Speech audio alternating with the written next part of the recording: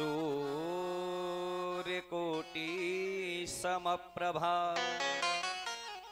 निर्विघ्नं कुरु मे देवा सर्वकार्येषु सर्वदा। गुरुर्ब्रह्मा गुरुर्विष्णु तापत्रय विनाशाय श्रीकृष्णाय वयं नमः। जय जय श्री राधा रमण, जय जय नवल किशोर, जय गोपी चित चोर प्रभु, जय जय माखन चोर। कि बरसाने की राधिका और नंदगाम के श्याम, इन दोनों के चरणों में मेरा बारंबार प्रणाम। कि मेरो मन गिरवी धरो अरिया मनमोहन के पास, और प्रेम ब्याज इतनी बढ़ी अब ना छूटन किया।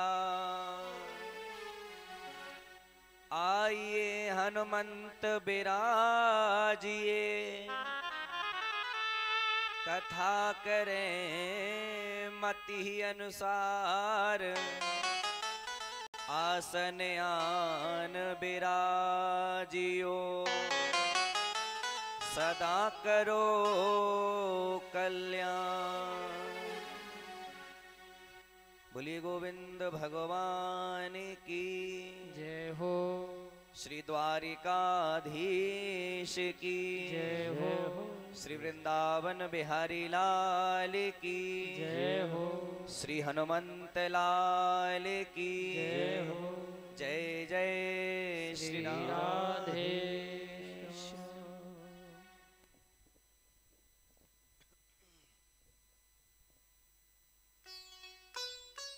आइए परम मंगल में परात्पर अखिलेश्वर अकारण करुणा वरुणालय भक्त वांछाल्प कल्पतरु तड़िंदित विनिंदित श्री पीतांबरधारी भगवान बाल कृष्ण की वांगमयी प्रतिमूर्ति श्रीमद् भागवत महापुराण हम सभी गांव वासियों पर अपनी अनंत अनंत कृपा बरसाते रहना, और ऐसे सुंदर सुंदर अनुष्ठान हम भक्तों के द्वारा होते रहें, ऐसी कृपा करना। दूसरे मेरे परम पूज्य परम आदरणीय मेरे जीवन को सार्थकता देने वाले, मेरे इस तुच्छ जीवन को अज्ञानता के अंधेरे से निकालकर ज्ञान के प्रकाश की ओर ले जाने वाले मेरे परम पूज्य श्री श्री 108 बार श्री गुरुदेव महाराज कृष्णचंद्र ठाकुर जी महाराज, गुरुदेव भगवान के भी चरणों में मेरा कोटि कोटि बंधन, कोटि कोटि नमन। और गुरुदेव भगवान से प्रार्थना कि हे गुरुदेव, आप अपनी कथा पीठ ग्रहण करें और हम सभी भक्तों पर अपनी कृपा और आशीर्वाद प्रदान करें। तीसरे स्थान देवता, नग्र देवता, ग्राम देवता, वास्तु देवता, कुल देवता और जितने भी देव हैं, भगवान शंकर की कृपा से ये सारा संसार जगमगाता हो, जिन महादेव की कृपा से हम श्वास लेते हों, ऐसे कैलाशवासी भगवान शंकर के चरणों में मेरा कोटि कोटि बंधन, कोटि कोटि नमन। और बिल्कुल उन्हीं के बगल में विराजमान, उन्हीं के अवतार श्री हनुमंत लाल जी, भगवान शंकर के ही अवतार श्री हनुमंत लाल जी। एक बड़ी सुंदर बात आती है, कबन सुकाज कठिन जग माही, जो नहीं होए तात तुम पाए। ऐसा कौन सा काम है, ऐसी कौन सी समस्या है जिसे मेरे हनुमंत सुलझा नहीं सकते।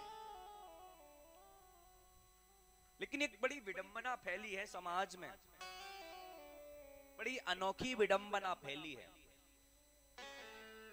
कुछ लोग कहते हैं कि माताएं हनुमान जी की पूजा नहीं कर सकती, कहते हैं। कुछ लोग कहते हैं कि माताएं बहनें श्री हनुमंत लाल जी की सेवा नहीं कर सकती। तो जरा मुझे बताओगे, ऐसा किस शास्त्र में लिखा है? ऐसा कहां लिखा है कि हमारी माताएं बहनें हनुमान जी की सेवा पूजा नहीं कर सकती? कर सकती हैं। क्यों? यदि वो व्यक्ति इस बात को बोलते हैं कि हनुमान जी की सेवा नहीं कर सकती, तो शायद उन्होंने हनुमान चालीसा का पाठ नहीं किया है।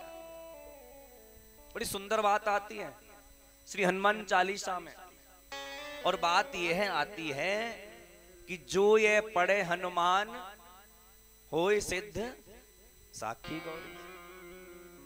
उसमें लिखा है जो ये पढ़े, उसमें ये नहीं लिखा कि स्त्री पढ़े या पुरुष पढ़े, उसमें लिखा है जो ये पढ़े हनुमान चालीसा।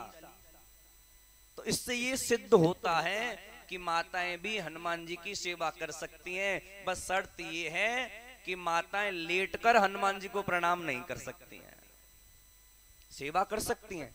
माता अंजना कौन थी? स्त्री तो थी, हनुमान जी की सेवा करती थी। पर माताएं बहनें सेवा कर सकती हैं, पर साष्टांग लेटकर जैसे पुरुष लोग प्रणाम करते हैं, वैसे माताएं नहीं कर सकती। क्योंकि श्री हनुमान जी माताओं को माता ही मानते हैं, और माँ कभी साष्टांग लेटकर प्रणाम नहीं कर सकती। इसलिए सेवा करो, मना नहीं है, पर लेटकर हनुमान जी को प्रणाम मत करो। तो ऐसे श्री हनुमंत लाल जी के भी चरणों में हम सबका बारंबार प्रणाम है। कोटि कोटि बंधन श्री हनुमान जी के चरणों में। लेकिन एक बात मैं आपको बताऊं, ये जो कथा आपके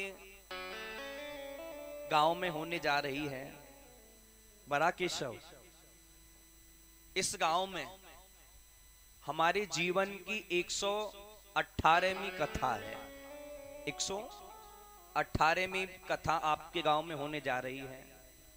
और मेरे गोविंद भगवान की कृपा ऐसी हुई, आपके गांव की पवित्र धरा पर इस दास का प्रथम बार आगमन हुआ है। ये दास पहली बार ही आया है। हाँ, इस क्षेत्र में ही मान लीजिए, बाकी कोडावली मैनपुरी तक तो हम आए हैं, उससे आगे ये वैश्य परिवार ये लेकर आया है। और आपके गांव की बड़ी ही पवित्र भूमि है, और ऐसी पवित्र भूमि पर बैठकर आपकी बड़ा गांव की ये भूमि है ना, ये साक्षात पवित्र भूमि है। और ऐसी भूमि पर बैठकर कथा सुनने वाले तो धन्य होते ही हैं, पर जिनको कथा कहने का अवसर मिलता है ना, उनकी कथा और वाणी दोनों ही पवित्र हो जाती हैं साहब, दोनों ही पवित्र हो जाती हैं। बड़ा सुंदर आज नजारा देखने को मिला। माताओं बहनों ने कलश स्थापित किए हैं सर पर, और मेरे श्री गोविंद भगवान श्री गिरधारी जी का गुणगान करती करती करती करती माताएं बहनें आगे बढ़ रही हैं। हमें तो नहीं पता कि कैसे रास्ते में कठिनाई हुई कि परेशानी हुई, क्योंकि हमारे भैया ने हमें गाड़ी में बिठा लिया था ना, सब पता नहीं चला।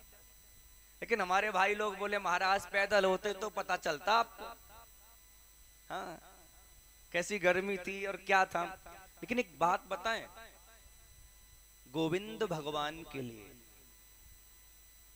कृष्ण को प्राप्त कर लेने के लिए, कृष्ण का दर्शन कर लेने के लिए जितना दुख हमको सहन करना पड़े उतना दुख सहन कर जाएंगे, पर गोविंद दर्शन एक बार दे दीजिए, माधव दर्शन दे दीजिए। और देखो, जिस परिवार में ये श्रीमद् भागवत महापुराण का वाचन होता है ना, उस परिवार की 21 पीढ़ियां, कितनी 21 पीढ़ियां भवसागर से पहले ही पार हो जाती हैं। 21 पीढ़ियां। तो आज हमारे वैश्य परिवार में श्रीमद् भागवत महापुराण का आगमन हुआ और इनके सिर पर श्रीमद् भागवत जी विराजमान हुई। तो इसका सीधा सा अर्थ है, वैसे भी परिवार शुद्ध है, पवित्र है, शाश्वत है, लेकिन मेरे गोविंद इस परिवार में और पधार गए कथा के माध्यम से, ये परिवार और भी विशाल शुद्ध हो गया है साहब। आज की बड़ी सुंदर कथा। लेकिन मुझे लगता है आज की कथा में प्रवेश होने से पहले मेरे गोविंद भगवान के नाम का संकीर्तन बड़े भाव से गाते हुए चलेंगे और ताली की सेवा करते हुए। देखो, कहते हैं कि बिना दिल के कोई दिलवाला हो नहीं सकता। कहते हैं कि बिना दिल के कोई दिलवाला हो नहीं सकता और बिना दीपक के कभी उजाला हो नहीं सकता। और जो ना बजाता हो मेरे श्याम के भजनों में ताली, वो श्याम नाम का दीवाना हो नहीं सकता। इसलिए बड़े भाव से हो मेरो राधा रमण गिरधारी, गिरधारी श्याम बनवारी। मेरो राधा रमण गिरधारी, ताली बजाते हो, गिरधारी श्याम बनवारी। मेरो राधा रमण गिरधारी, गिरधारी श्याम बनवारी। मेरो राधा रमण गिरधारी, गिरधारी श्याम बनवारी। गिरधारी श्याम बनवारी, गिरधारी श्याम बनवारी। गिरधारी श्याम बनवारी, गिरधारी श्याम बनवारी। मेरो राधा रमण गिरधारी, गिरधारी श्याम बनवारी। मेरो राधा रमण गिरधारी, गिरधारी श्याम बनवारी। ताली बजाते हुए हरि बोल। हो प्यारे हरि बोल।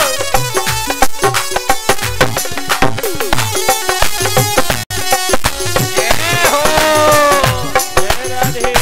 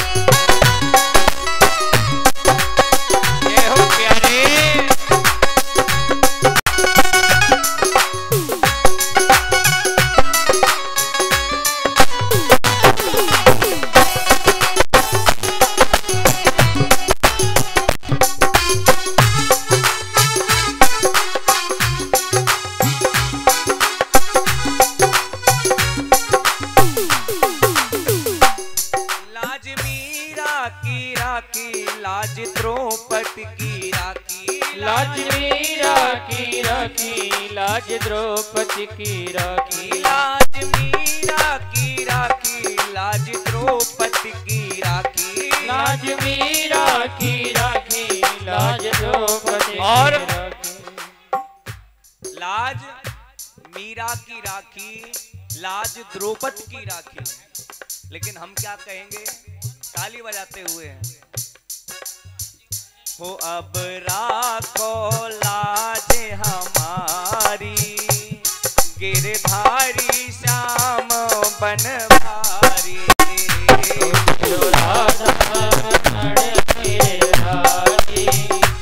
गिरधारी श्याम बनवारी, मेरो राधा रमण गिरधारी, गिरधारी श्याम बनवारी। मेरो राधा रमण गिरधारी, गिरधारी श्याम बनवारी। हाथ ऊपर और ऊपर ऊपर ताली और बड़े भाव से कहेंगे, गोविंद मेरो है, गोपाल मेरो है, बोलो गोविंद मेरो है, गोपाल मेरो है, गोविंद मेरो है, गोपाल मेरो है, गोविंद मेरो है, गोपाल मेरो है, श्री बांके बिहारी नंदलाल मेरो है, श्री बांके बिहारी नंदलाल मेरो है, श्री बांके बिहारी नंदलाल मेरो है, श्री बांके बिहारी नंदलाल मेरो है, गोविंद मेरो है, गोपाल मेरो है, बोलो गोविंद मेरो है, गोपाल मेरो है, गोविंद मेरो है, गोपाल मेरो है, गोविंद मेरो है, गोपाल मेरो है, गोविंद मेरो है, गोपाल मेरो है, गोविंद मेरो है, गोपाल मेरो है, गोविंद मेरो है, गोपाल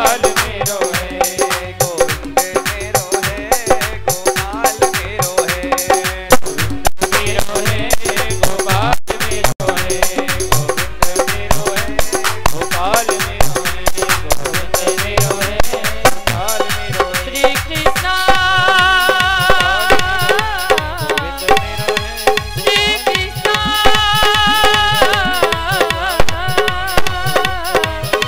कृष्ण भगवान की जय हो। हूँ लाज मीरा की राखी, लाज द्रौपदी की राखी, हो अब राखो लाज हमारी, गिरधारी श्याम बनवारी। अब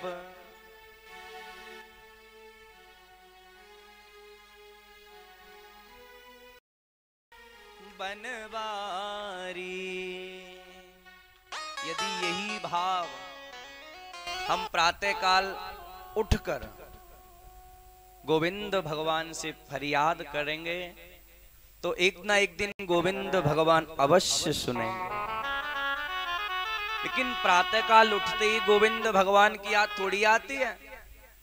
सुबह उठते ही तो सबसे पहले वह चाय की याद आवे, हमारे यहाँ बोले सुरसुरी आवे।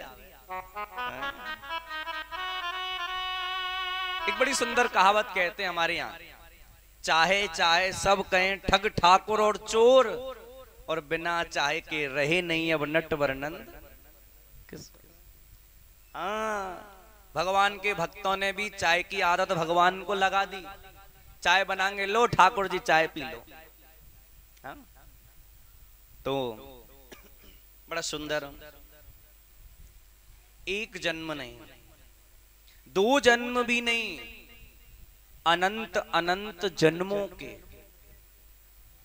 हमारे सोए हुए भाग्य जिस दिन उदय होते हैं, जिस दिन जागते हैं, उस दिन हमको कथा सुनने का फल प्राप्त होता है। उस दिन हमें कथा सुनने का सौभाग्य प्राप्त होता है। अनंत जन्मों के फल।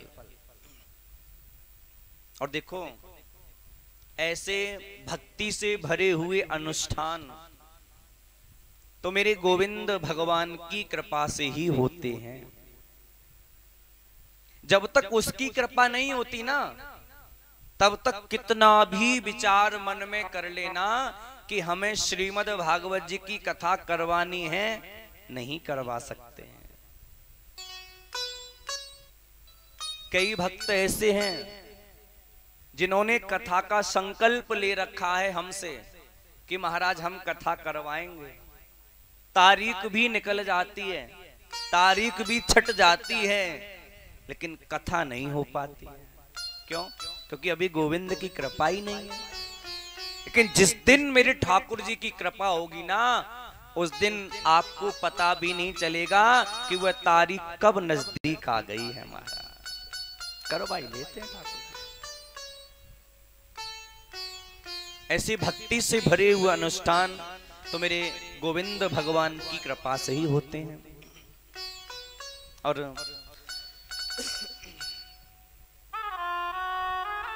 देखो एक बात हम आपको बताएं, कभी भी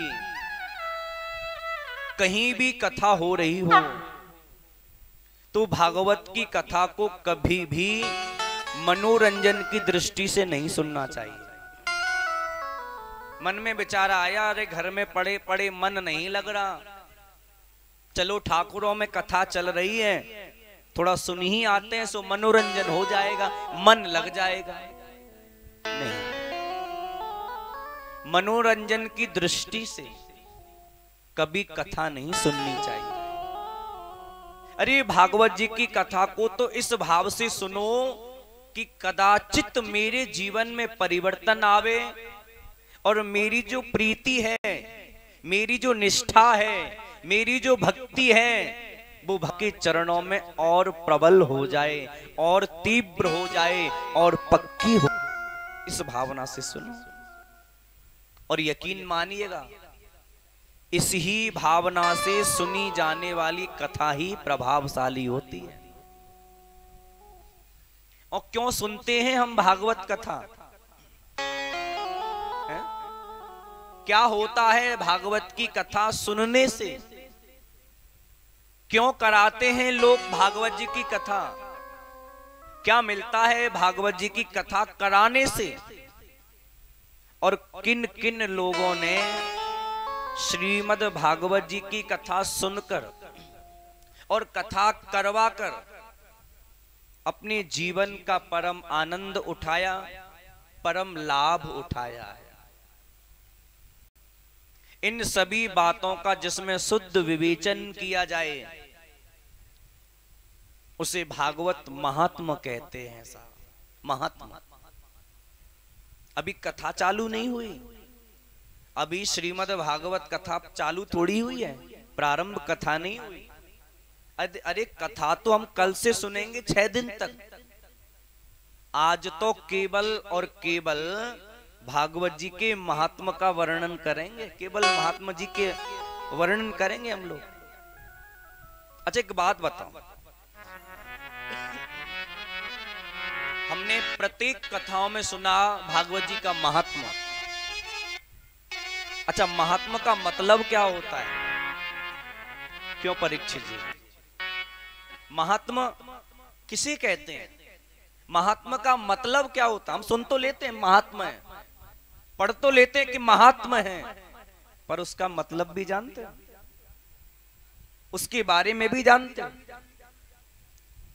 चलो सरल भाषा में हम आपको बताएं, महात्मा का मतलब होता है कि किसी वस्तु के बारे में जानकारी प्राप्त कर लेना। मान के चलो आप अपने घर कोई ऐसी वस्तु लेकर आए या कोई ऐसी चीज लेकर आए जिसे आपने कभी देखा नहीं, पहले कभी चालू नहीं किया उसे, कभी उसका इस्तेमाल नहीं किया, बिना जानकारी लिए यदि उसका इस्तेमाल करना प्रारंभ कर दोगे ना, हो सकता है वो उल्टा काम भी कर दे, हो सकता है वो खराब भी हो सके। तो उस वस्तु के बारे में जानकारी ले लेना ही महात्मा कहलाता है। उसे महात्मा कहते। अभी यहां कथा बैठी है भागवत जी की। क्या होता है कथा करवाने से, क्या होता है कथा सुनने से? इन सभी बातों की जानकारी प्राप्त कर लेना ही महात्मा कहलाता है। लेकिन भैया एक बात बताएं हम आपको, हम तो बैठे हैं भागवत जी में, पर हमारा मन तो बाजार में डोल रहा है, समोसे खा रहा है। हमने देखा चाउमीन वाले भैया की ठेले पर बड़ी भीड़ लगी है। कुछ माताएं बहनें तो कथा में बैठी हैं, चाउमीन का टाइम हो गया, चलू बहन।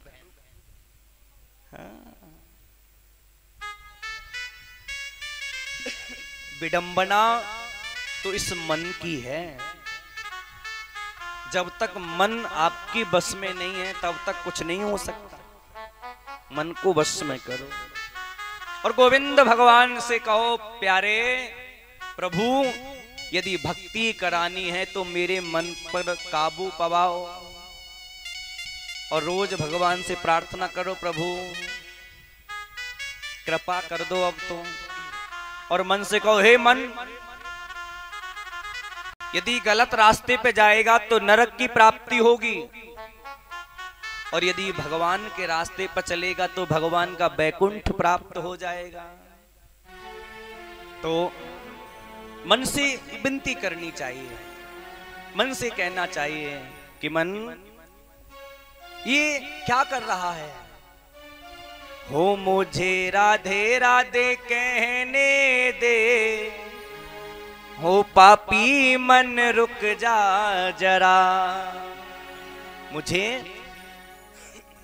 राधे राधे कहने दे, हो पापी मन, हो रुक जा जरा, हो मन रुक जा जरा,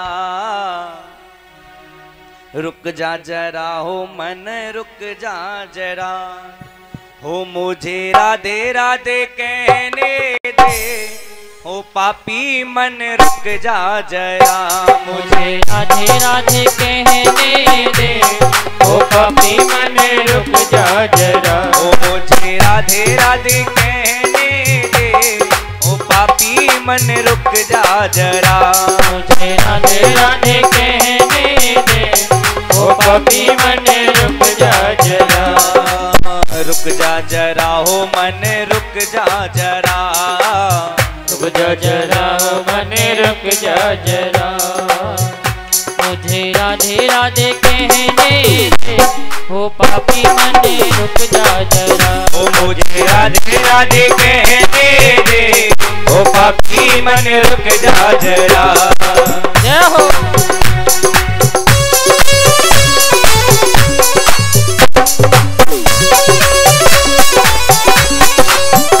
हरि बोल।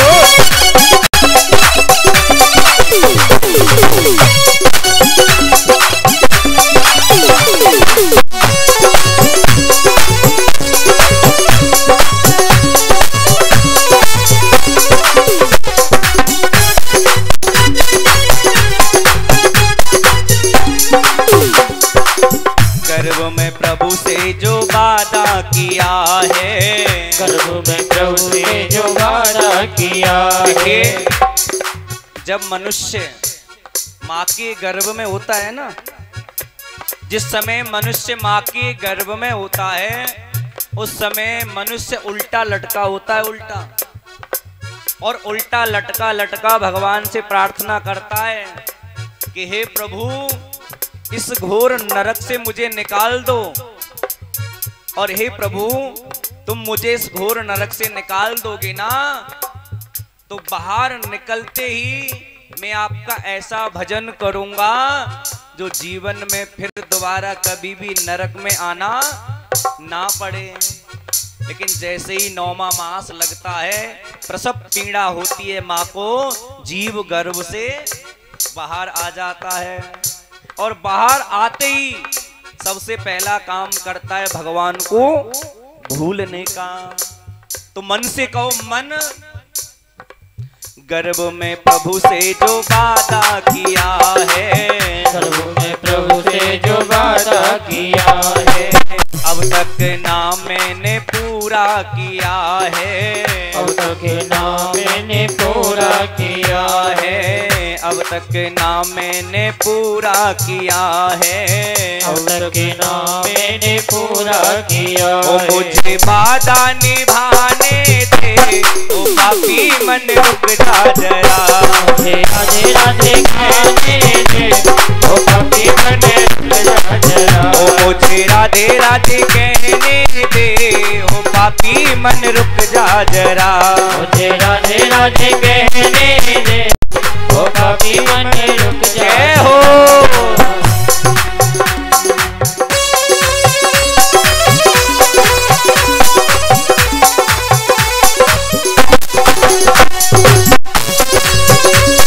जय हो प्यारे।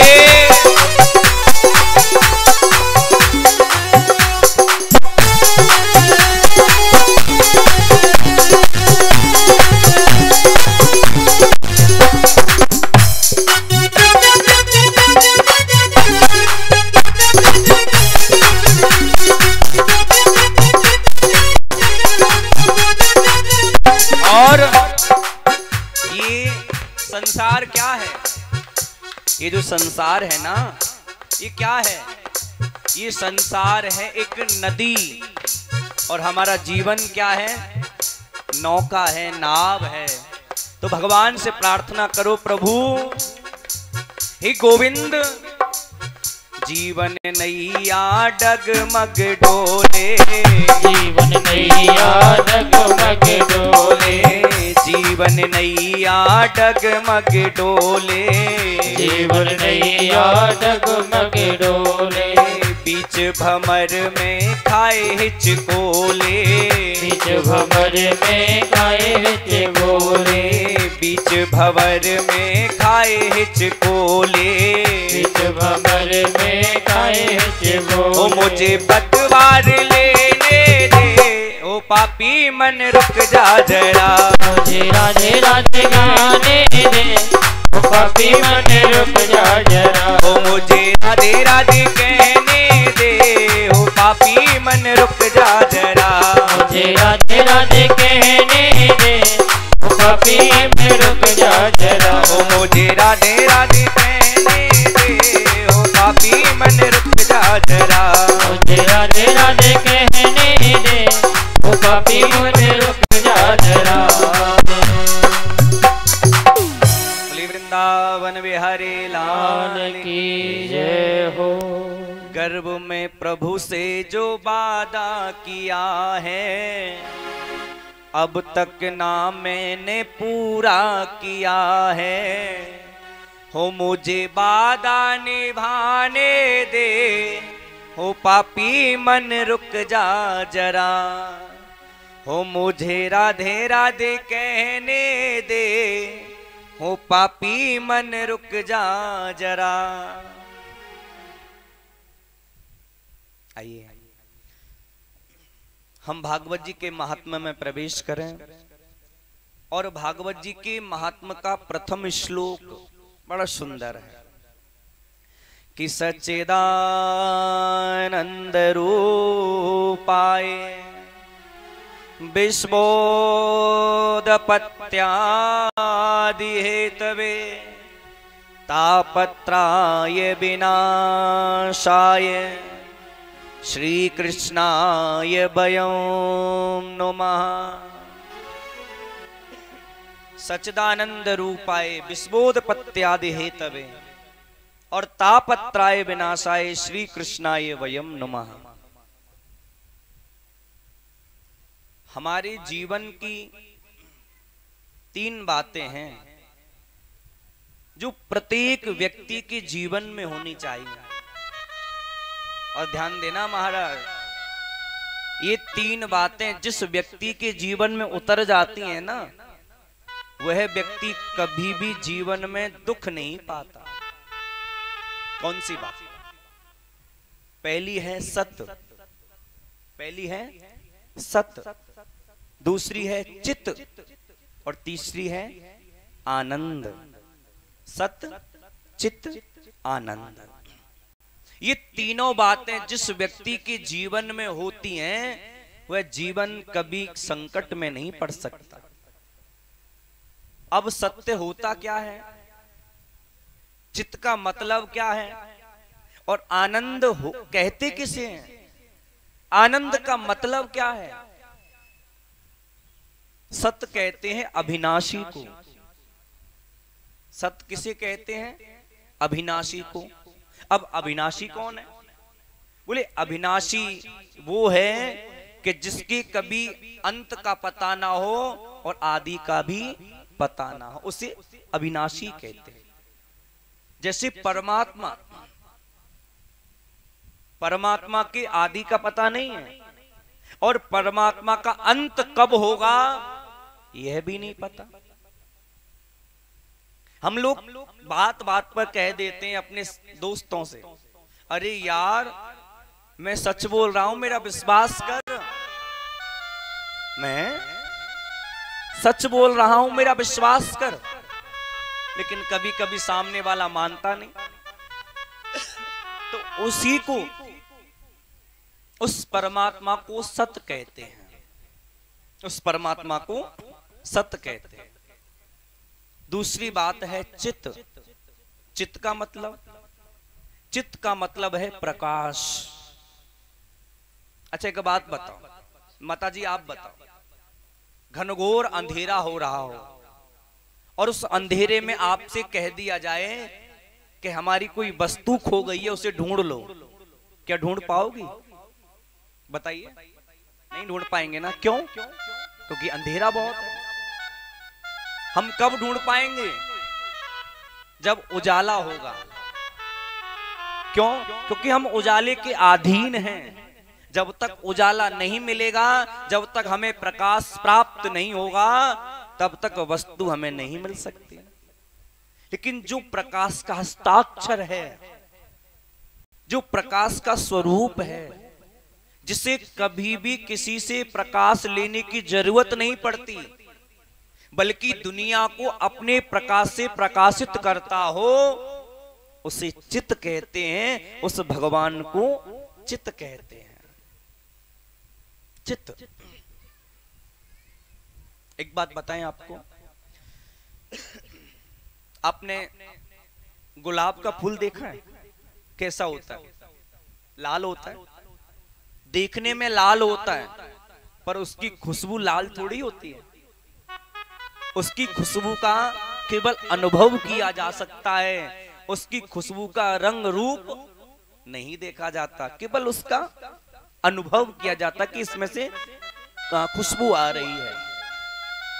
तो गुलाब के फूल में परमात्मा रंग है, तो खुशबू भी परमात्मा ही है। कोई आनंद को बड़े सुंदर रूप से वर्णन किया गया है। अच्छा आपकी भाषा में आनंद का मतलब क्या है, आप बताइए, आप बताइए। आपकी भाषा में पूछें आपसे कि आनंद क्या है, प्रसन्नता। लेकिन हम आपको बताएं आनंद होता क्या है, आनंद का मतलब क्या है। कुछ लोग क्या करते हैं परीक्षित जी, स्वादिष्ट भोजन करा दो किसी को, स्वादिष्ट भोजन करा दो, और जब वो व्यक्ति भोजन कर ले उससे पूछो कैसा लगा भोजन करके, महाराज बड़ा आनंद आया, बस पूछो ही मत, है ना, बड़ा चकाचक आनंद आया। और किसी को एसी कमरे में सुला दो, सवेरे उठे कैसा लगा एसी कमरे में सोकर गर्मी में, महाराज बड़ा आनंद आया, बड़ी आनंद की अनुभूति हुई, है? बड़ा आनंद आया। और किसी को लाखों करोड़ों की संपत्ति दान में दे दो, उससे पूछो कैसा लग रहा है संपत्ति पाकर, महाराज बड़ा आनंद आ रहा है आपकी कृपा से, है ना, बड़ा आनंद आ रहा है। लेकिन एक बात बताएं आपको, एक बात हम आपको बताएं, स्वादिष्ट भोजन करने से परीक्षित जी, एसी कमरे में सोने से, और लाखों करोड़ों की संपत्ति प्राप्त कर लेने से आनंद नहीं आता, केवल क्षण मात्र के लिए सुख की अनुभूति होती है। केवल सुख मिलता है, आनंद नहीं मिलता। क्यों? क्योंकि जो आनंद आपको एसी कमरे में सोने से मिलता है ना, वही सुख एक किसान को खेत में हल चलाते चलाते जब वो थक जाता है, किसी पेड़ की छांव में आकर बैठता है और गहरी नींद में सो जाता है, ठंडी ठंडी हवा में, वही सुख उस किसान को खेत में सोते सोते मिल जाता है। जो आनंद आपको डल्लप के गद्दों पे सोने से मिलता है सुख, वही सुख एक गंदे कुत्ते को गंदी नाली में सोने से प्राप्त हो जाता है। तो डल्लप के गद्दों पे सोने से आनंद नहीं मिलता, एसी कमरे में सोने से आनंद नहीं प्राप्त होता, स्वादिष्ट भोजन करने से आनंद की अनुभूति नहीं होती। केवल और केवल क्षण मात्र के लिए सुख मिलता है, क्योंकि आनंद तो कभी बाहर होता ही नहीं, आनंद तो अंदर की चीज होती है। और हम विडंबना ये है हमारी कि हम आनंद को बाहर ढूंढते हैं। आनंद बाहर थोड़ी है, अपने घट में है, अपने अंदर है। अच्छा एक बात बताओ, आपने पहले भी कथाएं सुनी होंगी, सुनी है ना पहले कथा? क्यों जी? हाँ ना तो बोल दो, कम से कम मुंडी तो हिला सकते हो। सुनी है ना? तो देखो, जब भागवत कथा होती है तो चतुर्थ दिवस यानी कथा के चौथे दिन हम लोग क्या मनाते हैं? कृष्ण जन्मोत्सव। यदि भागवत जी की कथा है तो कृष्ण जन्मोत्सव, और राम जी की कथा है तो राम जन्मोत्सव। अच्छा, कृष्ण जन्मोत्सव जब हम मनाते हैं तो क्या गाते हैं? नंद घर आनंद भयो जय कन्हैया लाल की गाते हैं ना। और राम जन्म हो तो अवध घर आनंद भयो जय राजा राम की। हम लोग गाते हैं नंद घर आनंद भयो जय कन्हैया लाल की। तो क्या आप में से कोई ये भी गाता है कि नंद घर कृष्ण भयो जय कन्हैया लाल की? कोई गाता है? या अवध घर राम भयो जय राजा राम की कोई गाता है? तो क्या गाते हैं? नंद घर आनंद भयो जय कन्हैया लाल की। क्यों? क्योंकि आनंद स्वयं राम है, आनंद स्वयं कृष्ण है। जो आनंद सिंधु सुख राशि सीकर ते त्रिलोक सुपासी, सो सुख धाम राम असनामा अखिल लोक दायक विश्राम। जिस भगवान के आनंद की सिंधु की बिंदु भी किसी को प्राप्त हो जाए ना, तो पूरा विश्व आराम विराम और विश्राम का अनुभव कर सकता है। उसे आनंद कहते हैं। लेकिन एक बात बताएं आपको, संसार में जितने भी वस्तु हैं उन सब का कुछ ना कुछ उल्टा होता है, पर आनंद का कभी कुछ उल्टा नहीं हो सकता। अरे कभी कर ही नहीं सकते आनंद का कुछ उल्टा। एक जगह हम कथा करने गए, आनंद के बारे में बोल रहे, तभी एक सज्जन खड़े हुए, बोले महाराज होता है आनंद का उल्टा। मैंने कहा क्या होता है? बोले आनंद का उल्टा होता है निरानंद। आनंद का उल्टा निरानंद। मैंने कहा भैया निरा तो तुमने जोड़ दिया ना, आनंद तो वैसे के वैसा रहा। अब उस आनंद के आगे आप निरानंद लगाओ, परमानंद लगाओ, चाहे विषयानंद लगाओ, आनंद तो वैसे का वैसा ही रहता है। आनंद कभी पलटा नहीं जा सकता, कभी नहीं, कभी नहीं पलटा जा सकता। और विश्वोत्पत्त्यादि हेतवे परमात्मा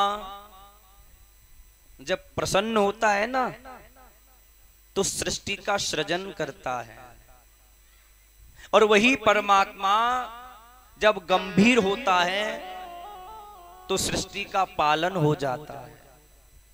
और वही परमात्मा अपनी भ्रकुटी, भ्रकुटी जानते हो? भ्रकुटी कहते हैं, हमारे यहाँ आईब्रो भौं बोलते, वैसे इनको भ्रकुटी कहते हैं। भ्रकुटी है जिनको माताएं बहनें खिंचवा खिंचवा कर डोराते हैं। हाँ। क्यों जी, कभी लेकर गए हो माता जी को? लेके गए हो तो बता दिए, हम काउत ना कहेंगे भैया। बोलो राधे राधे। हाँ। तो वो परमात्मा जब भ्रकुटी को टेढ़ी कर लेता है ना, उसी समय ये पूरी पृथ्वी रसातल में डूब जाती है, रसातल में चली जाती है। और तापत्राय विनाशाय, 3 प्रकार के ताप जीवन में हैं। दैहिक, दैविक, भौतिक तापा, और राम राज्य काहू नहीं व्यापा। ये 3 ताप, आदि दैविक ताप, आदि दैहिक ताप और आदि भौतिक ताप, इन तीनों तापों में से एक भी ताप मेरे गोविंद के आगे टिक नहीं सकता साहब। इन तीनों तापों को विनष्ट करने में जिनकी सामर्थ्यता है, ऐसे गोविंद भगवान के चरणों में प्रणाम करते हैं हम सभी। और श्री कृष्णाय वयम नमः, श्री कृष्णाय वयम नमः। हमारे भागवत जी के प्रधान देवता कौन हैं? श्री कृष्ण भगवान। उन्हीं का चरित्र तो संपूर्ण लिखा गया है। भागवत जी के प्रधान देवता हैं हमारे भगवान कृष्ण। तो श्री कृष्णाय वयम नमः, केवल मैं नहीं, केवल आप नहीं, हम सब मिलकर उस कृष्ण का वंदन करते हैं और उस कृष्ण के चरणों में साष्टांग प्रणाम करते हैं, हम सब मिलकर। लेकिन एक चीज मैं आपको बताऊं कि कोई तन दुखी, कोई मन दुखी, कोई धन बिन रहते उदास, और थोड़े थोड़े सब दुखी, सुखी राम के दास। ध्यान दे के सुनना। कोई तन दुखी, कोई तन दुखी। अच्छा, तन से दुखी कैसे है? कोई तन दुखी, इसमें लिखा है तन से कैसे दुखी है? हमारी कथा हो रही थी जयपुर में। जयपुर में एक जगह आता है भाकरोटा, वहां पर हमारी कथा हो रही थी। तो जिस समय कथा हो रही थी उस समय एक बहुत धनाढ्य व्यक्ति सेठ जी हमारे पास आए और हमसे आकर बोले, महाराज जी आज शाम की भोजन प्रसादी आप मेरे घर करें तो मुझे अच्छा लगेगा। तो मैंने देखा सेठ जी का भाव ज्यादा है, तो मैंने हाँ कर दिया, ठीक है सेठ जी आ जाएंगे। अब शाम को सेठ जी की इतनी लंबी गाड़ी आ गई लेवे का जे हमें, हम गाड़ी में बैठ गए और गाड़ी में बैठकर सेठ जी के बंगला था उनका बहुत बड़ा, चले गए बंगले पर। अच्छा, बड़े बड़े घरों में लोग क्या करते हैं, डाइनिंग टेबल पर बैठाल देते हैं भोजन कराने के लिए। कांच की डाइनिंग टेबल थी, हम लोग बैठ गए और जब हमारे लिए भोजन आया ना तो सुंदर सुंदर थालियों में अलग अलग व्यंजन पकवान थे, बड़े सुंदर सुंदर व्यंजन थे थालियों में। हमने कहा सेठ जी आप भी भोजन कर लो हमारे साथ। तो सेठ जी के लिए सेठानी भोजन लेकर आई। इतने धनाढ्य व्यक्ति सेठ जी के, उनको ये नहीं पता कि मेरे पास कितना बैलेंस है, कितना धनाढ्य व्यक्ति। और जब सेठ जी की थाली आई ना, देखकर अचंभित रह गए हम तो। सेठ जी वाली थाली में मूंग की दाल नहीं थी, मूंग की दाल का पानी और सूखी 2 रोटी रखी थी, घी भी नहीं लगा था, केवल सूखी 2 रोटी।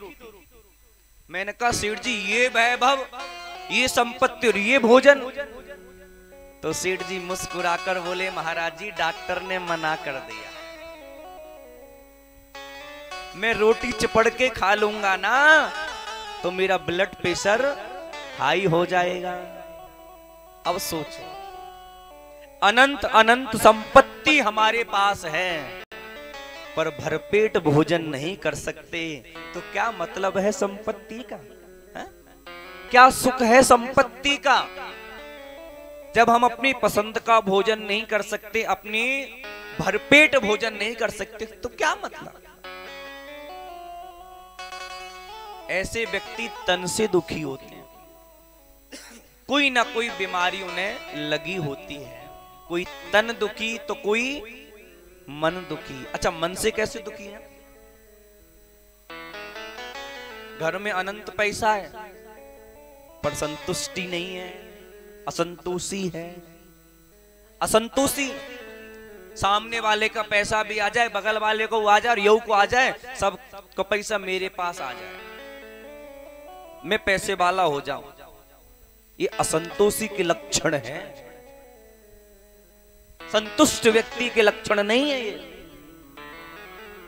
तो एक घर था, अनंत पैसा था पर संतुष्टि नहीं थी उस व्यक्ति। अच्छा, उस व्यक्ति का एक बेटा भी था और उसकी पत्नी बचपन में ही बेटे को छोड़कर चली गई थी, मर गई थी। तो उस व्यक्ति ने मन में विचार किया, ध्यान देना, उस व्यक्ति ने विचार किया कि जब मेरा बेटा बड़ा हो जाएगा ना तो ऐसे घर से शादी करूंगा बेटी की, ऐसे घर से शादी करूंगा जब वो बहू आवेगी ना तो गाड़ियां भर भर कर दहेज लेकर आवेगी, ऐसे घर से शादी करूंगा। बेटा छोटा था और पिता के ख्वाब बड़े थे, लेकिन धीरे धीरे करके बेटा बड़ा हुआ, पिता के ख्वाब भी बड़े होते गए। जैसे बेटा बड़ा हुआ और बेटा घर की नौकरानी को लेके 1 2 3 हो गया, फरार हो गया, पिता के मन में कष्ट हो गया। अरे बेटे का विवाह करता धनाढ्य परिवार में से तो गाड़ी भरकर दहेज आता, अब बेटा तो लेके भाग गया नौकरानी को, दहेज तो छोड़ो कोई चम्मच नहीं देगो अब तो। हाँ? ऐसे व्यक्ति के मन में कष्ट है, कोई तन दुखी, कोई मन दुखी, कोई धनविन रहते उदास। आपने देखा होगा मजदूर, मजदूरी करने वाला अपनी जान को जोखिम में डालकर काम करता है। ये बड़ी बड़ी बिल्डिंगें बनाता, फिर प्लास्टर करता, फिर पुताई करता। पहले लोग पीओपी करवाते थे, आजकल पता नहीं डिस्टेम्बर मिस्टेम्बर पुट्टी बुट्टी जन कहा करवावे लग पड़े, पर करवाते थे। अपनी जान को जोखिम में डालकर काम करता है मजदूर, और जब उस मजदूर को उसकी मजदूरी देने का टाइम आता है ना, कितने रुपए मिलते हैं? 500 रुपए। कितने? 500 रुपए। अब सोचो, इस महंगाई के दौर में जब सरसों का तेल ही 150 हो, 150 रुपए लीटर, हाँ? इस महंगाई के दौर में, इस महंगाई के जमाने में वह व्यक्ति, वह मजदूर खुद भोजन करेगा 500 रुपयों में से, या पत्नी को भोजन कराएगा, या परिवार को भोजन कराएगा, खुद कपड़े पहनेगा कि परिवार को कपड़े पहनाएगा? तो ऐसे विचार उससे तो जय हो साथ देंगे केवल शमशान तक, और बेटा भी हक निभाएगा केवल अग्नि दान तक। पर इससे तो आगे भजनी है साथी, इससे तो आगे भजनी है साथी। हरि के भजन बिन अकेला रहता रे मन ये 2 दिन का मेला रहेगा, कायम न जग का झमेला रहेगा। रे मन ये 2 दिन का मेला रहेगा, ताली बजाते कायम न जगेगा झमेला रहेगा, बजाते कायम न जगेगा झमेला रहेगा। रे मन ये 2 दिन का मेला रहेगा, कायम न जग का झमेला रहेगा। तो जन्म लेने से पहले कभी फोन आता है कि पिताजी हम जन्म लेकर आ रहे हैं? हमारे लिए बड़ा किस्म में बड़ा सा मकान बनाकर रखना। या माता पिता हमारे हैं तो माता पिता जब मर जाते हैं कभी टेलीफोन आता है कि बेटा हम नरक में है कि स्वर्ग में है? जब तक श्वास चल रही है तब रिश्ते नाते सब हैं, और जैसे ही श्वास टूटेगी सारे रिश्ते भी टूट जाते हैं। रे मन ये 2 दिन का मेला रहेगा, कायम न जगेगा झमेला रहेगा। रे मन ये 2 दिन का मेला रहेगा, कायम न जग का झमेला रहेगा।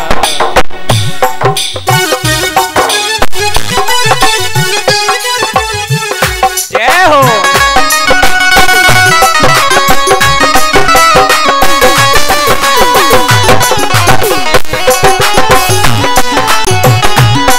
जय हो।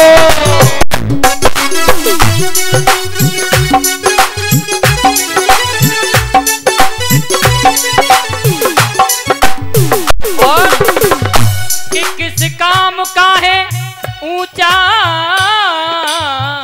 महल जो तू बनाएगा, और कि किस काम का है लाखों का धन जो तू कमाएगा, और गाड़ी और घर का अंत के समय पे कोई तेरे न काम आएगा। कि जैसा तू आया था पगले और वैसा ही यहाँ से जाएगा। पर तेरी सफर में कांधे पे तेरे देखो ये ठठरी का ठेला रहेगा। रे मन ये 2 दिन का मेला रहेगा, कायम न जग का झमेला रहेगा। रे मन ये 2 दिन का मेला रहेगा, कायम न जग का झमेला रहेगा। रे मन ये 2 दिन का मेला रहेगा, कायम न कि जग सांस का। तेरी एक दिन हवाओं में बिखर जाएगी, कि तेरी मिट्टी एक दिन मिट्टी में मिल जाएगी।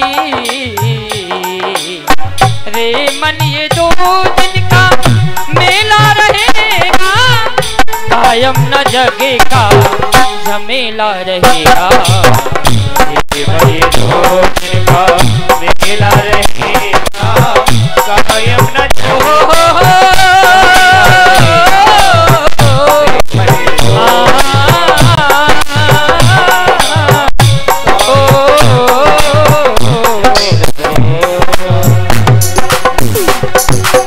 बोले वृंदावन बिहारी लाल की जय हो। रे मन ये 2 दिन का मेला रहेगा, कायम न जग का ये झमेला रहेगा।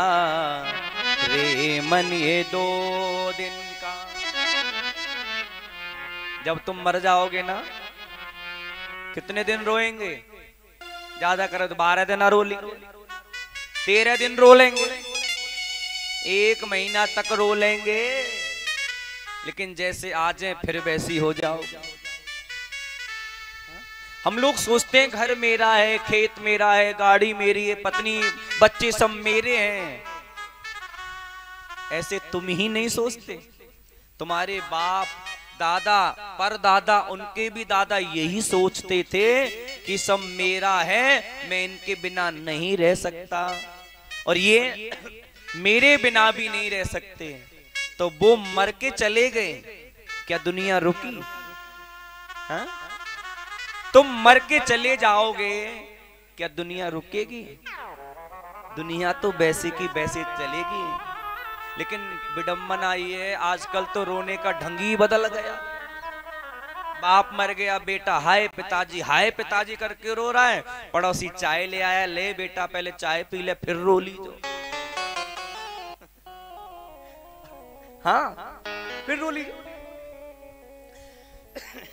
लेकिन एक बात ध्यान रखना, तूने जो कमाया है, तूने जो कमाया है वो दूसरा ही खाएगा।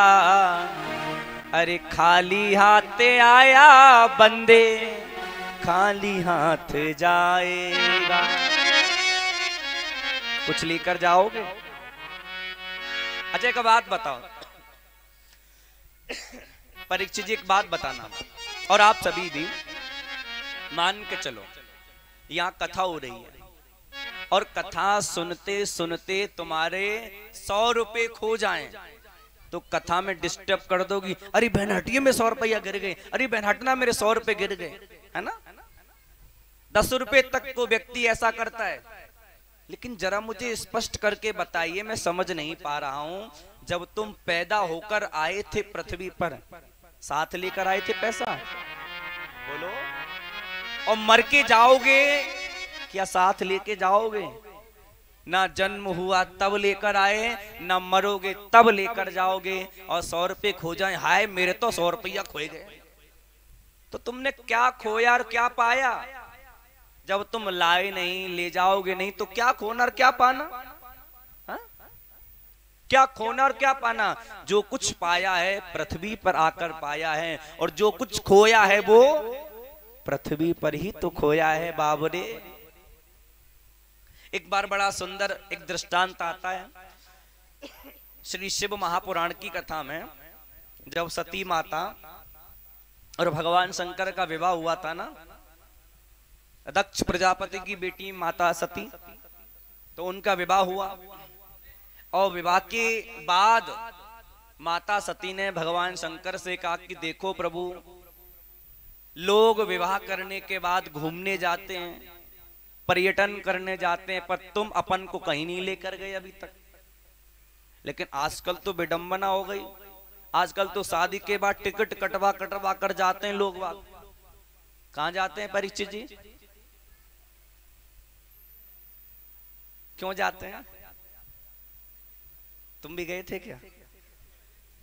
नहीं, इनको लेकर गए थे क्या? तो फिर तुम्हें कैसे बता कि वो पिकनिक मनाने जा रहे हैं? देखो,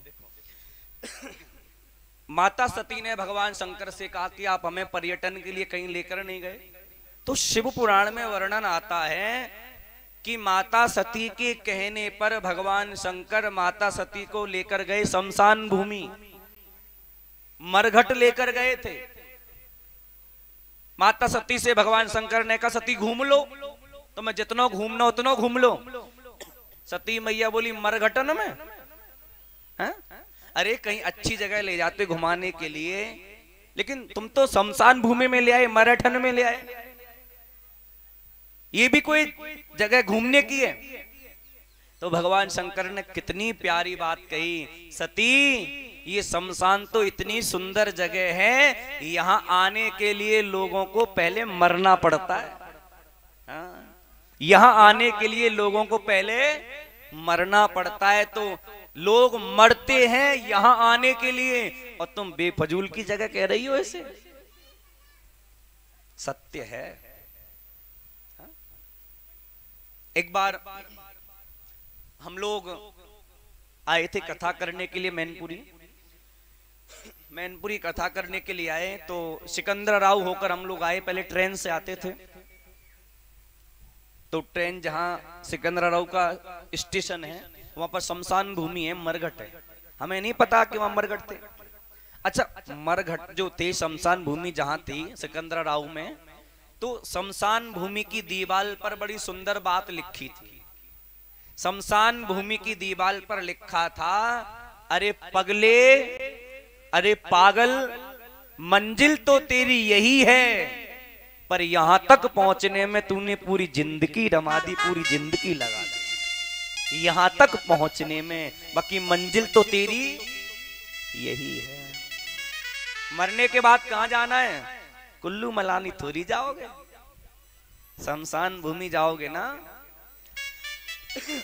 तब आइए चलते हैं नैमिषारण्य तीर्थ में, जहां पर 88,000 संत जन विराजमान हैं और 88,000 संतों के बिल्कुल बीच में परम युवा 20 वर्षीय एक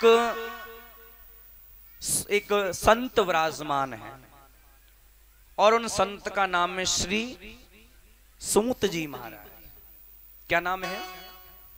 श्री सूत जी महाराज। अच्छा एक बात बता, सूत जी का नाम सूत जी है? बोलो।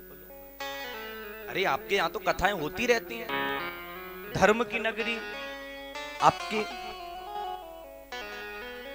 श्री सूत जी महाराज जो थे ना, उनका नाम सूत जी नहीं था, वो सूत जाति से थे। जैसे हम ब्राह्मण जाति से, नाम तो कोई लेता नहीं, कोई पंडित जी कह देता, कोई गुरु जी कह देता, कोई महाराज जी कह देता, कोई व्यास जी कह देता, पर नाम तो कोई लेता नहीं। ऐसे ही सूत जी सूत जाति से थे, सूत नाम नहीं था, उनका नाम था रोम हर्षण। क्या नाम था? रोम हर्षण। रोम हर्षण का मतलब है कि जिसके द्वारा कही गई कथा को सुनकर हमारा रोम रोम रोमांचक हो जाए, वही रोम हर्षण है साहब। अच्छा, इन्हीं रोम हर्षण जी के एक बेटा भी है। बेटे का नाम क्या है? ये जो सूत जी है ना, इनका एक बेटा भी है, वो भी कथा करता है। उसका नाम है उग्र श्रवा। क्या नाम है? उग्र श्रवा। उग्र माने कान। जिनके द्वारा कही गई कथा को सुनकर हमारे उग्र एकाग्र हो जाएं, खड़े हो जाएं, वही उग्र श्रवा जी हैं, वही उग्र श्रवा है। संतों ने भव्य स्वागत सूत जी का किया। धन वृद्धा, बल वृद्धा, आयुर वृद्धा, स्थितबीचा। शौनक आदि ऋषि सूत जी से कहते हैं कि हे सूत जी, धन वृद्धा कोई धन में बड़ा होता है, बल वृद्धा कोई बल में भी बड़ा होता है, आयुर वृद्धा स्थितबीचा कोई उम्र में भी बोलो बड़ा होता है। लेकिन शास्त्र कहते हैं सबसे बड़ा तो वो माना जाता है जो ज्ञान में बड़ा हो, जो ज्ञानी हो, चाहे उसकी उम्र 20 बरस की हो, चाहे 50 बरस की ही क्यों ना हो, सबसे बड़ा वो माना जाता है। इसलिए शौनक आदि ऋषि सूत जी से कहते हैं कि हे सूत जी, आप हमें कोई ऐसी कथा सुनाइए जिस कथा को सुने हम पर कष्ट की निवृत्ति संसार के लोगों की हो जाए। क्या पूछा? कि कथा को सुने तो हम, पर कष्ट की निवृत्ति किसकी हो जाए? संसार के व्यक्तियों की। देखो इन संतों को कितनी चिंता है हमारी, पर विडंबना हमको हमारी ही चिंता नहीं है। हमको हमारी ही चिंता नहीं है, इन संतों को कितनी चिंता हमारी है। गोस्वामी बड़ी सुंदर चौपाई लिखते हैं कि झूठ ही लेना, झूठ ही देना, झूठ ही लेना, झूठ ही देना, झूठ ही भोजन, झूठ पचे ना। झूठ ही लेना और झूठ ही देना, और झूठ ही भोजन झूठ पचे ना। कलयुग के व्यक्ति की विडंबना है, वो चाहता नहीं है कि मैं झूठ बोलूं, पर बात बात पर झूठ बोल जाता है। शौनक आदि ऋषि कहते हैं, जो व्यक्ति बात बात पर झूठ बोलता हो, उसका उद्धार कैसे होगा, उसका मोक्ष कैसे होगा? कृपा करके हमें ये बताइए। इतना सुनकर सूत जी महाराज बड़े गदगद हुए, बड़े प्रमोदित हुए, बड़े मुस्कुराने लगे। और मुस्कुराते मुस्कुराते सूत जी शौनक आदि ऋषियों से कह रहे हैं कि हे ऋषियों, आपने बिल्कुल सत्य बात पूछी है, और मैं आपको श्रीमद् भागवत महापुराण की कथा सुनाऊंगा। एक बार क्या हुआ ऋषियों, आचार्य सुखदेव जी, सुखदेव भगवान राजेश्वर परीक्षित को, राजा परीक्षित को 7 दिन में मरने का श्राप मिला था, और सुखदेव भगवान कथा सुनाने आए थे। तो जिस समय सुखदेव भगवान राजा परीक्षित को ये 7 दिन में श्रीमद् भागवत की कथा सुनाने आए ना, और जिस समय सुनाने लगे, उसी समय देवता अपने यहां से अमृत का कलश लेकर आए थे, अमृत का। और सुखदेव भगवान से कहा देवताओं ने कि प्रभु इसकी अदला बदली कर लीजिए। क्यों क्यों कर लूं अदला बदली? क्योंकि देवताओं को भय है,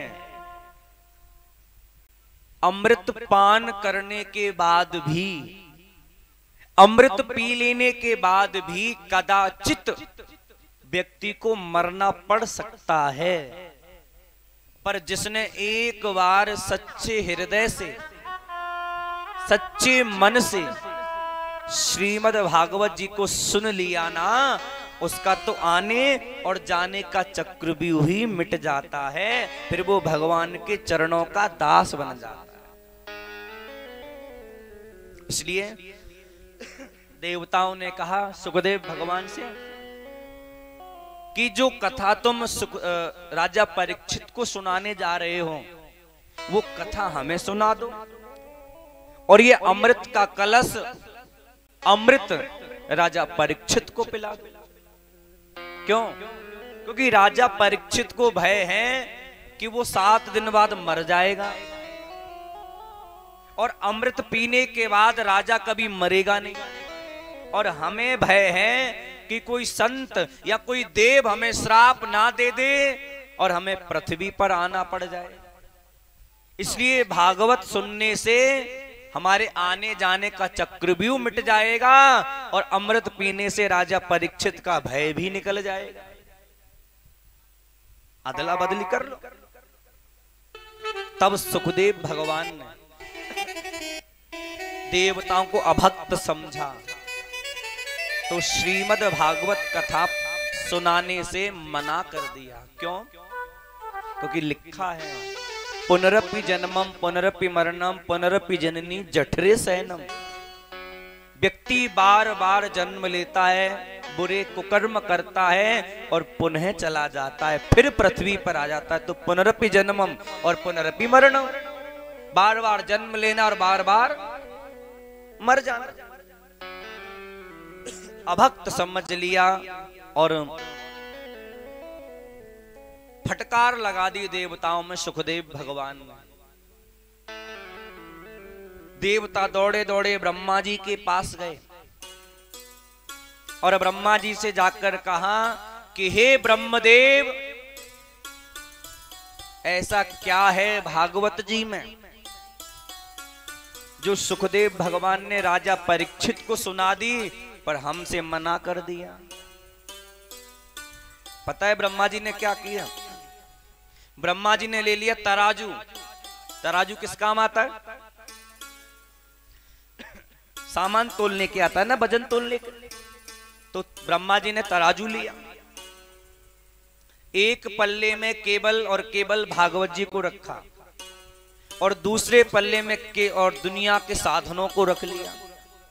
और जैसे ही तोलना चालू किया, भागवत जी वाला पल्ला नीचे बैठ गया और दुनिया के समस्त साधनों वाला पल्ला ऊपर उठ गया।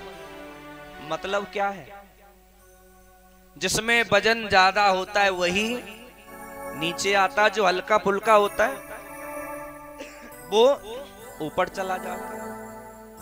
तब ब्रह्मा जी ने देवताओं से कहा, रे देवताओं कि लघुन्यानि जातानि गौरवेण इदं महिता। अरे देवताओं, ये भागवत कथा कोई ग्रंथ नहीं है, कोई पोथी नहीं है, कोई किताब भी नहीं है। ये भागवत कथा साक्षात गोविंद भगवान है, साक्षात कृष्ण है। इसको सुनने से जीवन में धन्यता आ जाती है, जीवन में बदलाव आ जाता है, जीवन में बदलाव आ जाता है इसको सुनने से। श्रद्धा से सुनो, भक्ति भाव से सुनो, इसको सुनने से जीवन में बदलाव आता है। और सुखदेव भगवान राजा श्री सूत जी महाराज शौनक आदि ऋषियों से कहते हैं कि देवताओं, एक बार क्या हुआ, हे ऋषियों, एक बार क्या हुआ,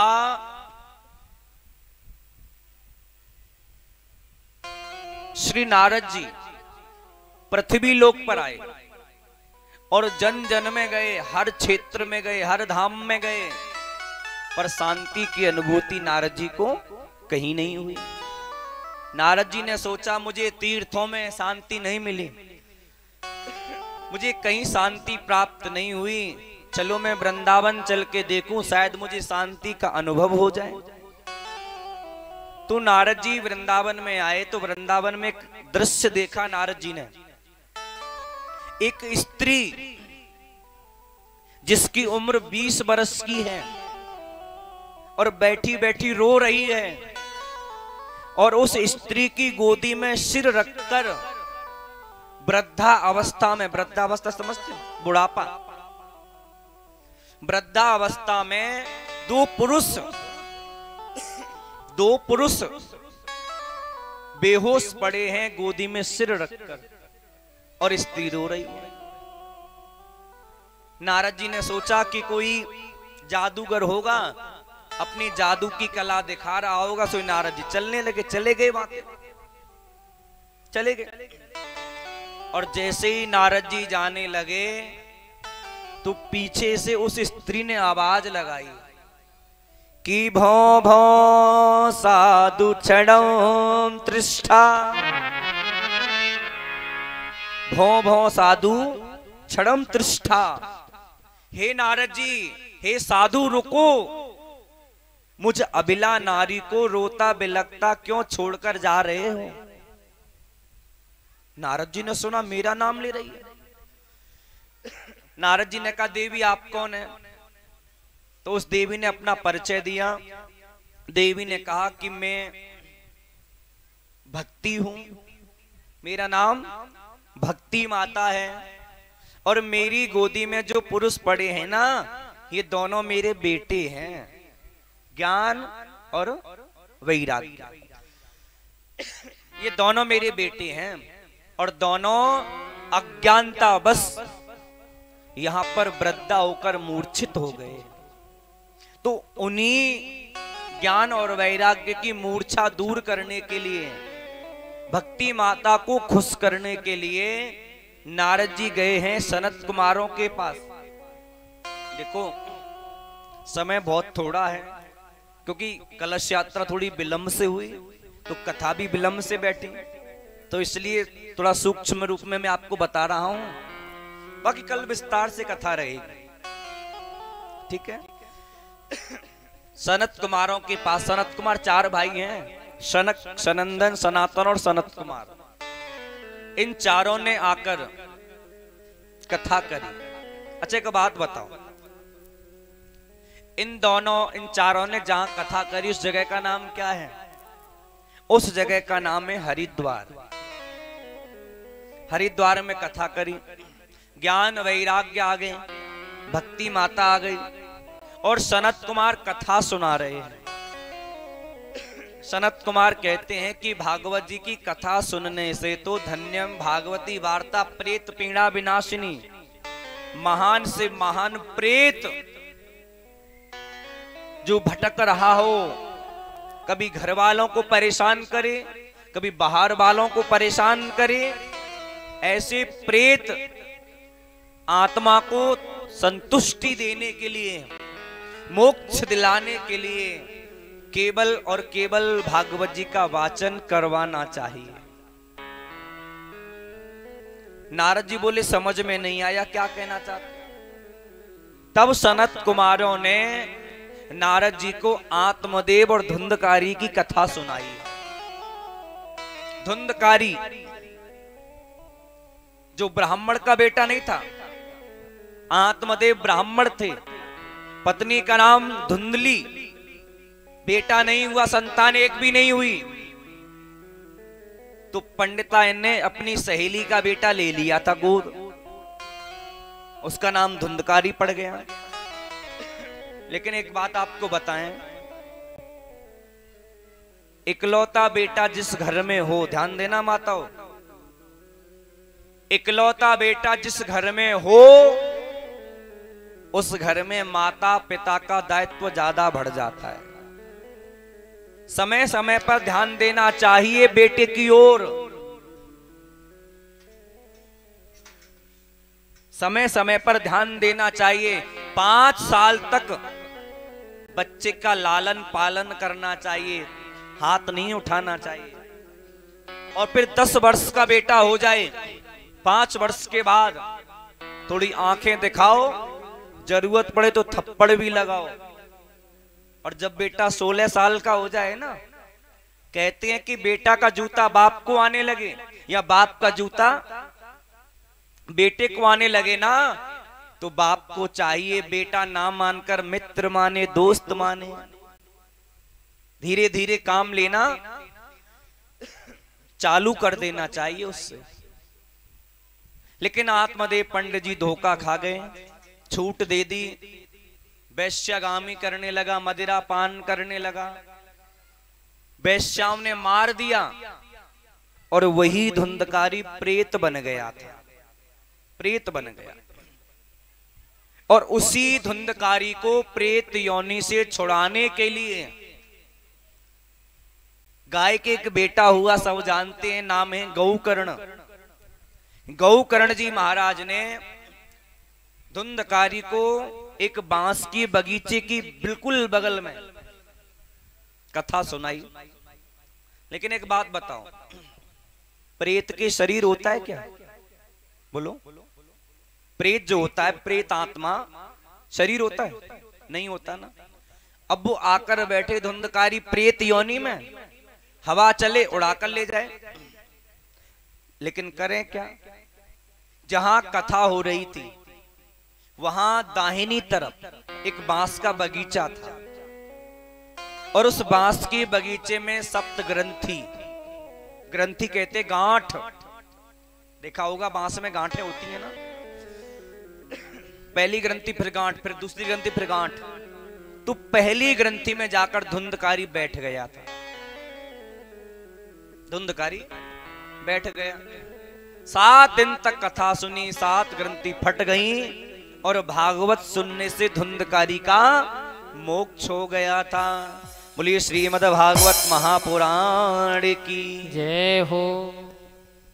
तो धन्यम भागवती वार्ता प्रेत पीड़ा विनाशिनी, महान से महान प्रेतों का उद्धार करने वाली ये श्रीमद् भागवत महापुराण है। आइए देखो, ज्यादा नहीं, केवल 5 मिनट, केवल 5 मिनट में आपका समय लूंगा। थोड़े नियम बताऊंगा कि कथा सुनने के नियम क्या है। पहला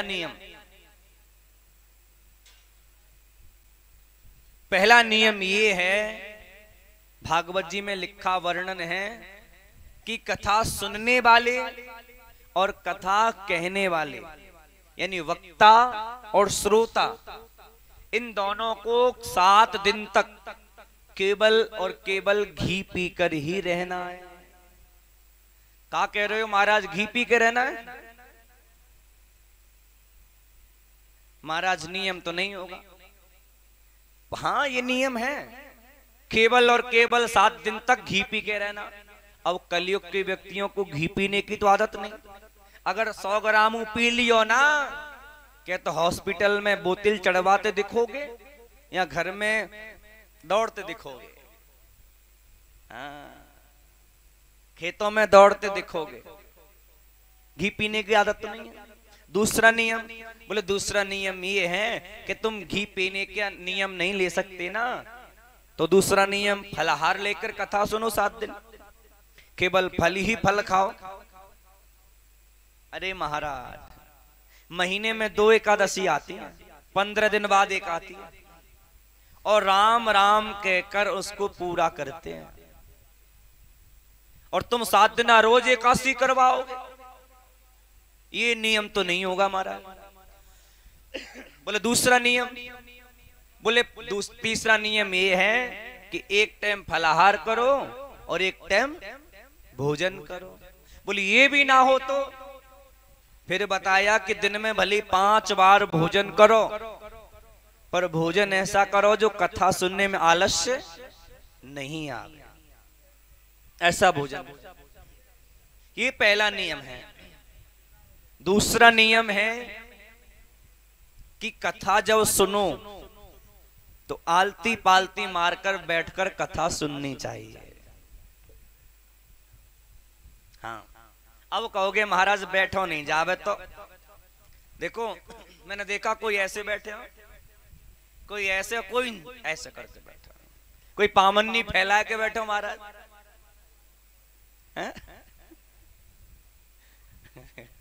सतर्क हो गए सब। लेकिन कहने का भाव मेरा इतना है कि कथा सुनो तो आलती पालती मारकर बैठकर कथा सुननी चाहिए। आप चाहे ऐसे बैठो चाहे ऐसे बैठो, कथा में कोई दिक्कत नहीं है, पर ऐसे नहीं बैठना चाहिए कभी कथा में, ऐसे करके ऐसे नहीं बैठना चाहिए। क्यों? क्योंकि जब आसनों का नाम लिया जाता है ना, इसका नाम है दरिद्र आसन। क्या नाम है? जोर से बोलो, है जोर से बोलो, दरिद्र आसन। इसका नाम है दरिद्र आसन। ऐसे बैठ के कथा सुनोगे तो दरिद्री हो जाओगे, पक्की बात है। तो कैसे भी बैठ जाओ, मना नहीं है, पर ऐसे करके नहीं बैठना चाहिए। ये दूसरा नियम है। तीसरा नियम, कथा में आए हो तो आलती पालती मारकर बैठकर कथा सुनो, ज्यादा पुण्य मिलेगा। अब कोई पूछे महाराज हम पे पृथ्वी पे बैठो ना जाए तो? बोले कुर्सी पर बैठकर भी कथा सुन सकते हो, मना नहीं है। कुर्सी पर बैठकर कथा सुन सकते हो, मना नहीं है, पर कब? जब तुम्हारे शरीर में कोई दिक्कत हो तब, और तुम स्वस्थ हो, अच्छे हो, कोई दिक्कत नहीं, कोई रोग नहीं, कोई दोष नहीं, फिर भी कुर्सी पर बैठते हो तो फल की प्राप्ति नहीं होने वाली। इसलिए यदि परेशानी है, दिक्कत है, पृथ्वी पर नहीं बैठा जा रहा, तो कुर्सी का सहारा ले सकते हो, मना नहीं है। और कुर्सी पे भी नहीं बैठा जा रहा तो कल ते 4 पाई ले आराम से लेट के कथा सुनिए, कौन मना करे, सुन सकते। और चौथा नियम ये है कि सुबह की आरती, मतलब जब कथा बैठती है तब की आरती, और कथा पूरी हो शाम को, शाम की आरती कर कर ही घर जाएं प्रसाद लेकर। और एक नियम ये भी है कि जिन माताओं बहनों ने कलश स्थापित किए वो, और जिन्होंने नहीं किए वो भी श्रीमद् भागवत कथा की 108 परिक्रमाओं का विधान है। अगर 108 नहीं लगा सकती तो 51 लगा लो, 41 लगा लो, 31 लगा लो, 21 लगा लो, 11 लगा लो, और तुम पे 11 ना लगाई जा रही ना तो 7 ही लगा लो, पर लगाओ जरूर। हाँ। अब पूछो काय से लगा मैं? अब तुम्हारा मन करे उससे लगाओ। परिक्रमा तो परिक्रमा है, किसी से भी लगा सकते हो। और एक चीज और आपसे मैं पूछूं, वैसे कथा का टाइम तो लिखा होगा 1 बजे से शायद 5 बजे तक, लेकिन आप और बता दीजिए कथा का टाइम कितना रखें? 1 से रखें या आगे बढ़ा दें? 12:05 कोई ना आ पावे, कल 17 को तो आए ना भैया। 1 से 5 ठीक है, तो 1 से 5 ठीक है। तो कथा कल से ठीक 1 बजे प्रारंभ कर दी जाएगी, हो जाएगी। अब कथा प्रारंभ हो 1 बजे और तुम आओ 3 बजे तक, कथा सुनने का लाभ नहीं मिलने वाला। इसलिए टाइम से आओ और टाइम से आरती करके प्रसाद लेकर घर के लिए प्रस्थान करना चाहिए। बोलो वृंदावन बिहारी लाल की जय हो। आइए एक छोटा सा नृत्य का भजन, फिर आरती का दर्शन करते हैं। और देखो हमारे भैया गाएंगे नृत्य यानी नाचने का भजन। अब जिन पर नृत्य करना आता हो वो अपनी जगह खड़े होकर नाचें। अगर नहीं नाचोगे ना तो बगल में बैठे बेवारी पड़ोसिन की सौगंध है। बड़े भाव से आइए। और राधा रानी को हमारी और श्यामा प्यारी को और मिश्री सो मीठो नाम हमारी राधा रानी को। मिश्री से मीठो नाम हमारी राधा रानी को। राधा रानी को हमारी श्यामा प्यारी। देखिए वैसे भी आरती का समय हो गया है, सभी खड़े हो जाओ और सभी आनंद लें इस भजन में और सभी नृत्य करें। ठीक है, हमारी राधा रानी सबको देख रही है, कौन नृत्य कर रहा है उस पर ही कृपा बरसाएगी। इसलिए सब आनंद लेते हुए फिर आरती का दर्शन करेंगे। जय हो। मिश्री तो मीठो नाम हमारी राधा रानी को। मिश्री से मीठो नाम हमारी राधा रानी को। राधा रानी को हमारी श्यामा प्यारी को। राधा रानी को हमारी श्यामा प्यारी को। मिश्री तो मीठो नाम हमारी राधा रानी को। मिश्री से मीठो नाम हमारी राधा रानी को। देखिए जो भी नृत्य कर रहे हैं ना उनको सब देख रहे हैं भैया, पूरे देश में सब देख रहे हैं। हाँ, YouTube के माध्यम से, इसलिए सब थोड़ा थोड़ा नृत्य करें। जय हो।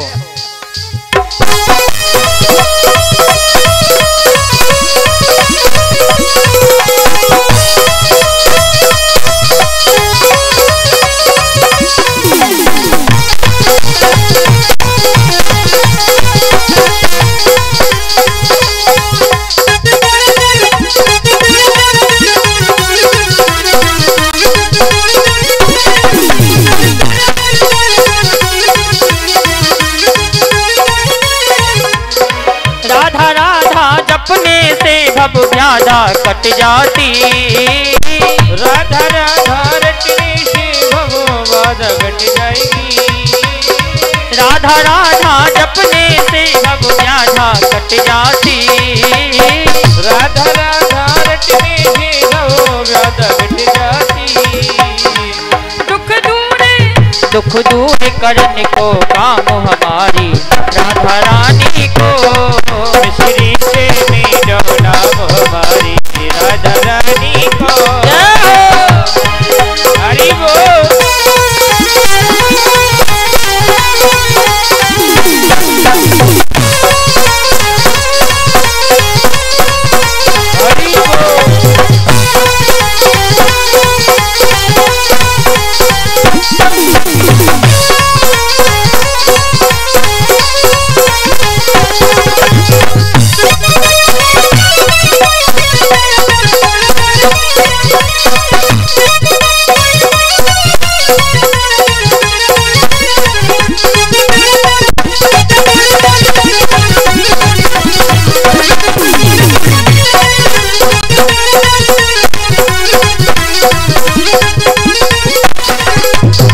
बाबा है दसवान कुमार और मैया कीर्ति। बाबा है दसवान कुंवर और मैया कीर्ति। बाबा है दसवान कुमार और मैया कीर्ति। बाबा है दसवान कुंवर और मैया कीर्ति। रज में बरसानों का हमारी राधा रानी को। तेरी से मिलो ना वो हमारी राधा रानी को। राधा रानी को हमारी श्यामा प्यारी को। राधा रानी को हमारी श्यामा प्यारी को। मिस्री तो मीठो नाम हमारी राधा रानी को। तेरी से मिलो ना वो हमारी राधा रानी को। हरि बोल।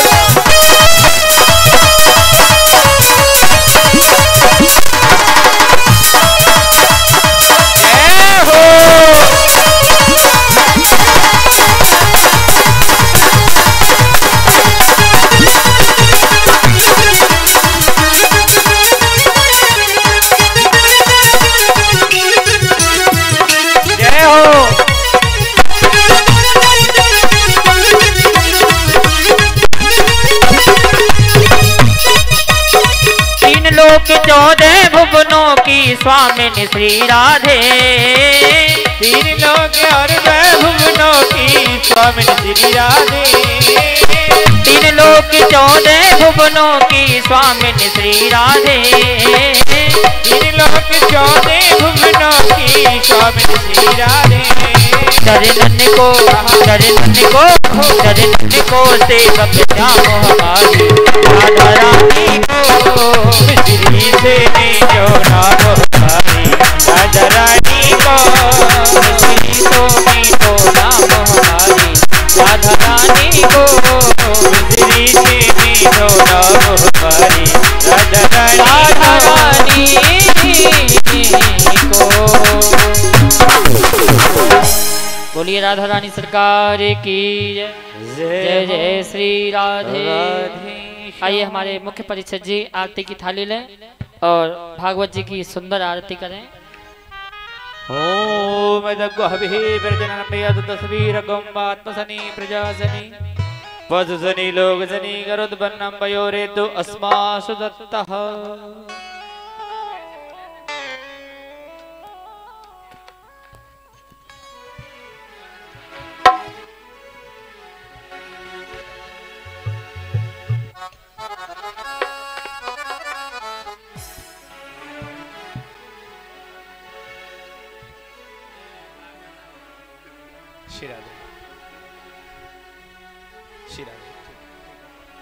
श्री बांके बिहारी तेरी आरती गाऊं। श्री बांके बिहारी तेरी आरती गाऊं। आरती गाऊं प्रभु आपको रिझाऊं। आरती गाऊं प्रभु आपको रिझाऊं। श्री बांके बिहारी तेरी आरती गाऊं। श्री बांके बिहारी तेरी आरती गाऊं।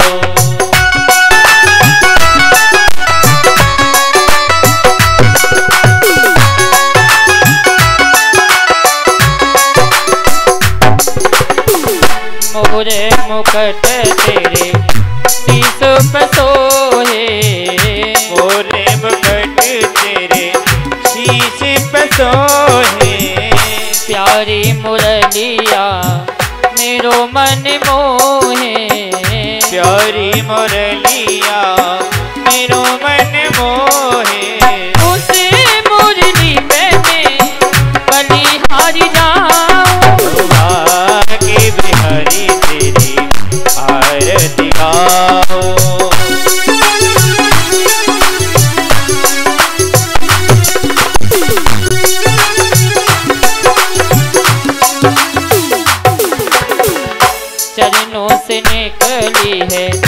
गंगा प्यारी, चरणों से निकली है गंगा प्यारी, जिसने सारी दुनिया तारी, जिसने सारी दुनिया तारी। उन चरणों में मैं शीश झुकाऊं, भागी बिहारी तेरी आरती गाऊं।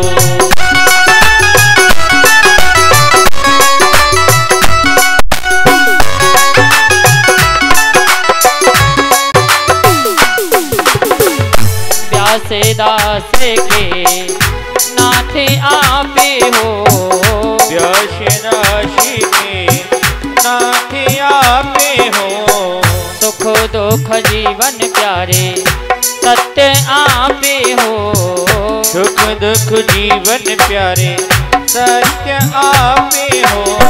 युगल छवि तेरी मन में बसा, भागी बिहारी तेरी आरती गाऊं।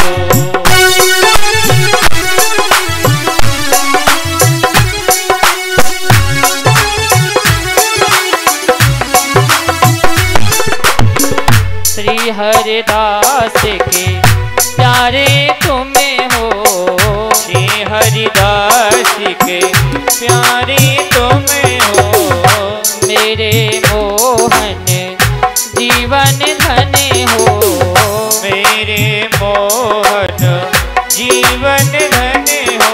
बार बार तेरा दर्शन पाऊं, भागी बिहारी तेरी आरती गाऊं।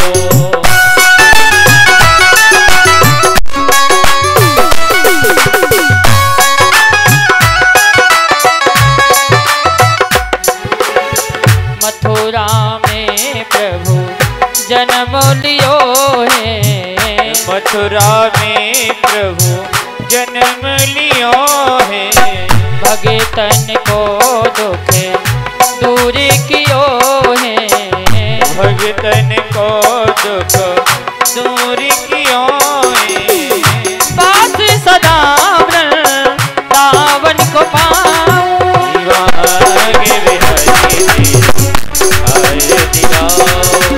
कर्पूर विघोरम करुणावतारम, हरिधरम भजगे दयालु, सदा वसन्तं हृदयारविन्दे, भवं भवानी रतं नमामि। त्वमेव माता जपता त्वमेव, त्वमेव बन्धु जगदा त्वमेव, त्वमेव विद्या जगदा त्वमेव, त्वमेव सर्वं मम देवदेव। त्वमेव सर्वं मम देवदेव।